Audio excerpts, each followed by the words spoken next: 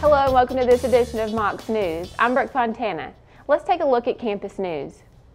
Homecoming week kicked off with a pep rally in the UC Monday. Football coach Russ Huseman spoke to pep up the crowd and get them ready for this weekend's game against Wofford. The homecoming court was also announced Monday, so check your UTC email to find the ballot and get your vote in. Don't miss more upcoming events this week. Thursday at 8 p.m., the annual Step Show will be held in the McKenzie Arena. And Friday, don't miss the Homecoming Golf Cart Parade at 11:15 a.m. on UTC's campus. UTC Alumni Night at Nightfall at 7 p.m. at Miller Plaza. And Saturday, there will be tailgating at the First Tennessee Pavilion at 3 p.m. The game against Wofford starts at 6 p.m. at Finley Stadium. A record enrollment this semester has led to many students living in area hotels for housing.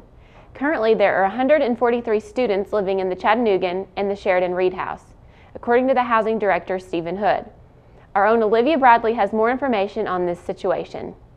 It's very difficult for international students to adjust to moving to America, but it's even harder for them to adjust to living in a hotel for their first semester of college.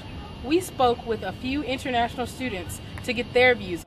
Of the initial amount of students in hotels, 65 have been moved back onto campus, while other student residents have been informed that they will be staying for the duration of this semester.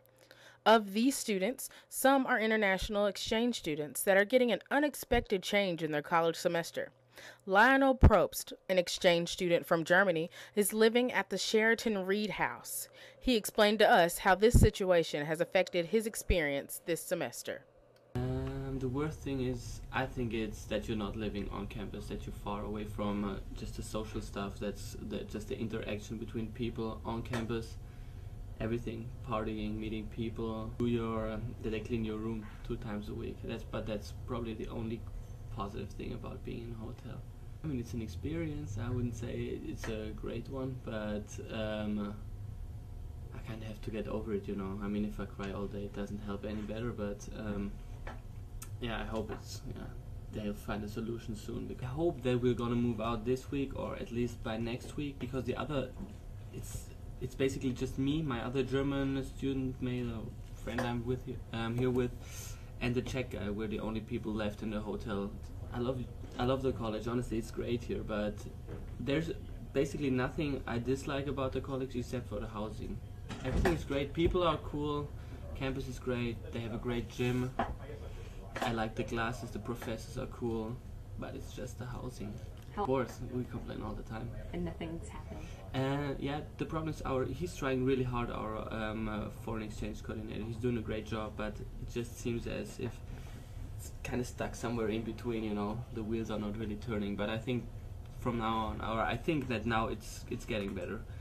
Freshman Sam Parfit of England tells us his thoughts on the situation. I don't think it is fair. If you've come all the way from a different country, England, Australia, and you're in a hotel, that's going to affect your uni life. I think it would definitely affect you. Your social life would be affected, and you'd have less time for school because you've been travelling to the hotel, and I don't think it would be as good an experience at all. They should be more cautious about what they're doing and renovate buildings into dorms. The future of how housing will handle this situation is still to be determined. If you want an update, stay tuned with Mox News. I'm Olivia Bradley, back to you. Thanks, Olivia. With midterms coming up, UTC has tried to make studying as fun as possible by having a study marathon in the Lupton Library. Our own Mallory Browning was on site to check it out. Let's take it over to her. Hey everyone, I'm Mallory Browning with Mox News. We came here to the Lupton Library to check out this midterm study marathon. Midterms have snuck up on us again. At the library, students are hard at work. We spoke to an academic advisor who explained what the study marathon is all about. Do you feel that the study marathon actually helps students? Oh yes, we've had several students that have been to the marathons previously in previous semesters, and they've come back saying, hey, we were looking forward to this and we really want to take advantage of it again. Is there anything else that you would say maybe to newcoming freshmen? definitely any freshman that is, first-time freshman on the campus, or even a first-time freshman transferring from a different institution, maybe in between their freshman years, come to the marathon, find out information about resources such as tutoring, supplemental instruction, academic advising, all those resources that will really help them become better prepared, not only in their freshman year, but their latter years here at UTC also. Academic advisor also encourages students to stay relaxed, get a good night's rest, and eat a healthy breakfast before taking your exams. Reporting from the Lupton Library, I'm Mallory Browning with Mox News. All right, thanks Mallory. There are a lot of events going on this weekend, ending with the game against Wofford. Let's take it over to Bill Puckett for more sports. The Chattanooga football team picked up its second win Saturday, September 19th on the road against Presbyterian College. With overall offensive production from senior running back Brian Fitzgerald, the Mocs defense held strong in the second half to win the game 29-13. This win brings the Mocs to 2-1 on the season, which is the most season wins since 2005, and the first road win in close to 2 seasons. For their outstanding efforts in the game, 3 Mocs were honored as Southern Conference Players of the Week. This is the first time in school history UTC has had 3 different players earn the title.